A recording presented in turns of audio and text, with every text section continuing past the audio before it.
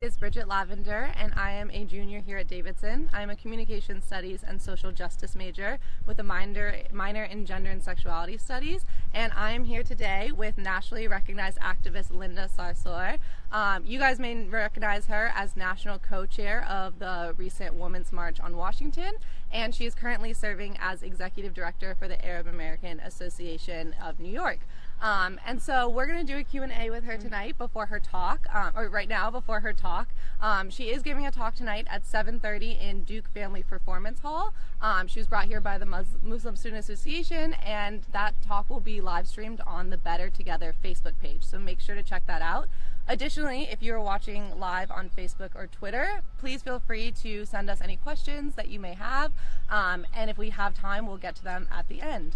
So thank you so much for being here today. Thank you so much for having me. So the first question is, you have been involved in organizing quite a few different marches, from the Long March to Justice, the 9-day one, to recently the Women's March on Washington. But there has been some criticism of marches as being really good for, mobilizing people the day of, but having trouble keeping up momentum and movement. So have you found this to be the case ever in your work? And if so, how do you navigate it? What strategies do you have for kind of continuing the enthusiasm?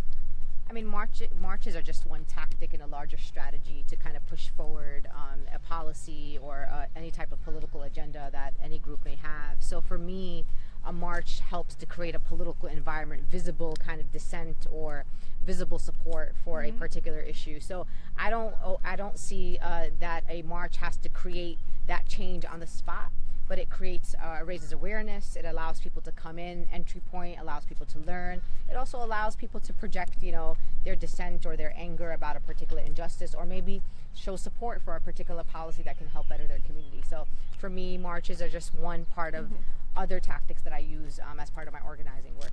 Awesome. So being in the public eye, sometimes you have to face a lot of criticism, sometimes a lot of personal attacks. How do you navigate this? If you're working against injustice or in the social justice movement and nobody's criticizing or attacking you, you're probably not doing the right thing and might want to rethink that a little bit. We live in a country with 340 million Americans, and we are not all on the same political spectrum. We don't all believe the same things. We don't all agree on the same issues. So I expect to be challenged. I expect to be criticized. I don't enjoy being personally attacked or threatened, which unfortunately is a very small minority of those. But I do welcome people who criticize my views, people who want to challenge me, ask me hard questions. And I think that that's the only way we'll grow and learn together. So you and the other leaders of the National Women's March have spoken about the importance of intersectionality in any social movement. Why do you think intersectionality is important?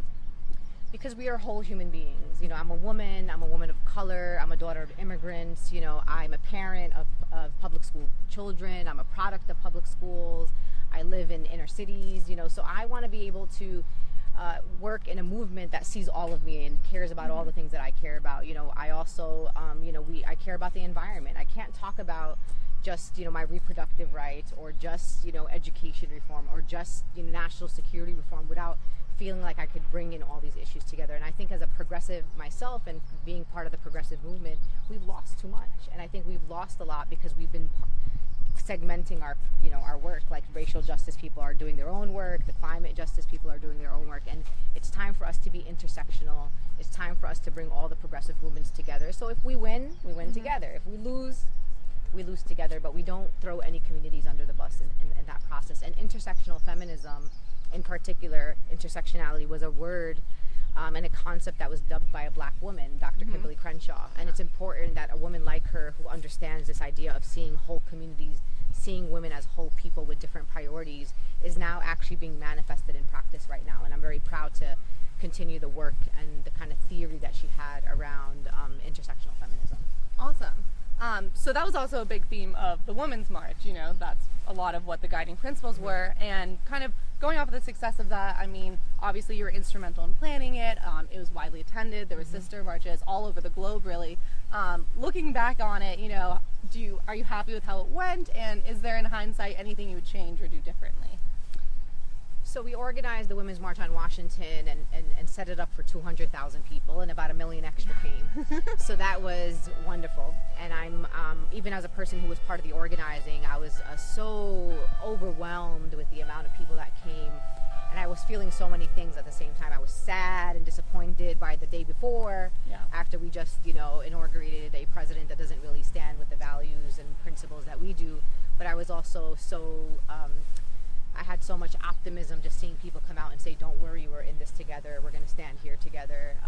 When I look back, I think, there are so many other communities that could have been brought to the table. We had a limited amount of time, and we organized the largest single-day protest in U.S. history in 7 weeks. And it was led by women. Many of us are mothers. We have children. We have other priorities. We have full-time jobs outside of organizing the Women's March.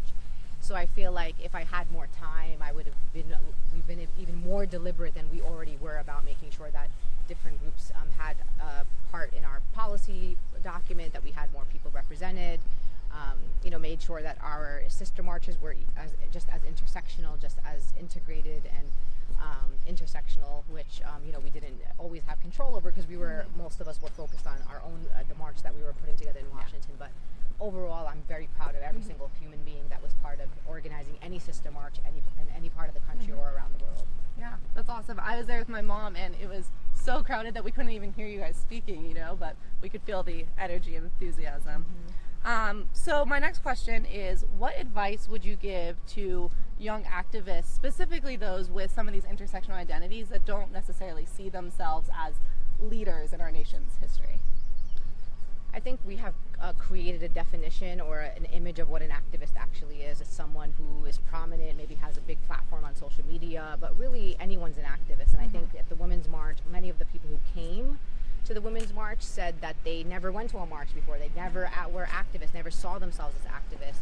And what I tell people is let the Women's March be the opportunity to understand that you could be an activist. The Women's March organizers, many of whom were yoga teachers, public school teachers, college students.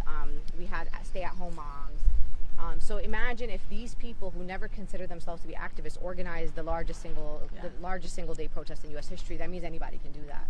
And sometimes people think activism means you have to organize the biggest march in U.S. history. No, activism is organizing a teach-in at your school about an issue that you care about. Activism can be donating $20 to the ACLU or to Planned Parenthood. Activism could be you showing up as an individual to a rally about a young man who was shot by police officers and feeling like you can show up in solidarity. So thinking about activism in the simplest way and not feeling like you're so overwhelmed that you have to be the one organizing these massive mobilizations. That's not really what activism is really about. Yeah. I just want to remind everyone who's watching that if you do have questions, please, you can tweet them at us, you can comment on the Facebook post, and if we have time, we will be checking and trying to answer some of those questions that you may have. Also, feel free to share this post. My next question is, in New York, you worked with and against some of the most powerful, institutions there. So the New York Police Department, City Hall, to get things done on behalf of Arab Americans. And how do you go about making change? Like, do you have strategies for activism and change making that you found particularly effective? The most powerful tool for organizing is one-on-ones. It's about building individual relationships with people and convincing them or allowing them to project to you what are the issues that they care about. So I can't be an activist or an organizer by myself. I have to be able to mobilize and organize others around me. And the way that I've done that is by sitting down with them for 20 minutes and having a transformative conversation that takes them from one point to the next point. And it's a skill to be able to convince someone that incorporating Muslim holidays into the New York City public school calendar is important. It's about inclusion and respect. It's not about religion. And we were able to create a coalition that included Jewish groups, Christian groups, Hindu groups, Sikh groups, labor organizations like the United Federation of Teachers, the Principals Union, and brought in on elected officials and obviously the diversity of the Muslim community. And we were able to close the largest public school system in the entire country so that they can recognize Muslim holidays. And that required us building relationships with religious leaders, labor leaders, with other organizers from other communities, racial justice leaders, people who did criminal justice reform, people who did education reform. And that is the most powerful tool. It's about how do you build individual relationships so that you could build base so that people can support a particular agenda. And that's really what I consider to be my greatest skill is building those individual relationships. Yeah. So that kind of hints at my next question. You've mentioned some of the awesome stuff you've done with the Arab American Association of New York. Is there a proudest moment of your career, or maybe one of those things that you just mentioned is the answer to this? My proudest moment was when March 4th of 2015, when I was able to stand as a product of New York City Public Schools at a time when I had to choose between going to school and celebrating my faith with my family. And I was always one of the kids that chose to go to school because I was like a nerd. And then as a parent of New York City public school system, public school students, 3 of them, being able to stand with the mayor of New York City, with my children and my mom in the audience, and being able to say, as a leader of a coalition, that I was able to help incorporate Muslim holidays, and the fruit of my labor is going to be experienced by my own children. So my children get to stay home now on Muslim holidays, and they know that their mother was a leader of a coalition that made that happen. That was a really proud moment, because oftentimes when you work in social justice, you may not see the fruits of your labor. You may not be on this earth to experience that, but I was able to be part of a particular campaign where I got to experience the win in a way that is meaningful to my family. Yeah. Wow, that's really inspiring. Were you involved in activism and politics growing up, or how did you kind of get involved? I grew up as a child of immigrants, of Palestinian immigrants, who immigrated to the United States from living under military occupation. So I always grew up with this, understanding that I come from an oppressed community, and I come from a kind of a conflict zone, and my parents really taught me a lot about my heritage and kind of my lineage. So I felt like I always had that spark in me.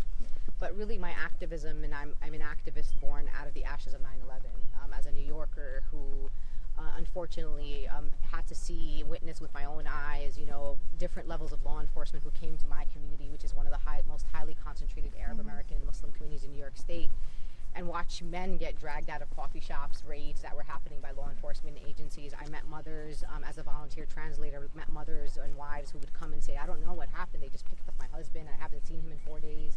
And being able to be an American and think, wow, do they do this in this country? Do they just randomly go to people's homes and just strip their loved ones away? And that was like my radicalizing moment in becoming like a full-time activist, as someone who spoke both Arabic and English fluently, understood both cultures, and was able to really help navigate the political system to help benefit some of these families who were being targeted, unfortunately, by different levels of law enforcement for the simple fact of who they were, or who the government perceived that they were. So your talk tonight at 7:30 discusses Islamophobia in the U.S., which has, kind of always existed, especially post 9/11, but has recently maybe been talked about more. And what, if anything, do you think might have changed since the election? I think what has happened is, unfortunately, by electing a president and an entire administration who are basically some of the most notorious Islamophobes ever. I mean, these are people that I've personally worked against for the past 15 years, from advisors like Frank Gaffney to Gorkas to people like Steve Bannon, who was at Breitbart, who has used his entire publication to vilify leaders in the Muslim community, including myself. So this is what we're up against as a Muslim community. And I think what has happened is, once you elect someone and an administration like this, you normalize this. Now the most powerful people in this country are people who are anti-Muslim and are very proud of being anti-Muslim, and won an entire election pretty much by vilifying and otherizing Muslims as the enemy. So Islamophobia is scary. It's not just about individuals being discriminatory against each other. It's about state-sanctioned policies that target communities, including the Muslim ban. People said that would never happen, but he said he was going to ban Muslims, and he was banning the Muslims and is trying to ban the Muslims. So I think right now it's really important to think about the moment we're in, and let's compare it to other moments. And I unfortunately, from my own analysis, feel like this is almost like the kind of moment that we had around Japanese internment, the vilification and otherization of Japanese Americans and making them the enemy. And then when internment camps happened, it was because the media and the administration was so good at like painting this group as suspect and as the enemy of American values, that when internment happened, no one did anything, because people were like, this must be justified. we were convinced that they were the enemy, and we allowed for people to be interned on the watches of the American people. So Islamophobia is dangerous, and we need to be really awake to understand what the implications of normalized Islamophobia is going to be. Absolutely. So my last question for you would be, how, like, given everything you just said and what's happening right now in the country, how do you stay hopeful? I'm an activist because I am hopeful, because if I didn't feel like there is going to come a better time, I would just sit at home and just be in despair about the situation that we're in. I am grateful for the coalitions that I've built and the many communities, as you saw, whether they were the women who came to the Women's March, whether they were the people that showed up at the airport saying let them in for the refugees, whether they were people who are standing up and against repealing of the Affordable Care Act. Like, I'm seeing so much activism, and particularly young people. And that's our future, and that just gives me hope. And I say, we may not have seen the worst of it, but I definitely know for a fact that the best is yet to come. And I think it's going to be at the hands of young people of all races and backgrounds in the United States. Awesome. Well, that's all the time we have for right now, but thank you again so much for agreeing to talk with us. Again, Linda will be speaking tonight at 7:30, so make sure that you check out the live stream of that on the Better Together Facebook page. And please, share this video, make sure that this conversation can be seen. And again, thank you so much for being here. Thank you for having me. Thank you.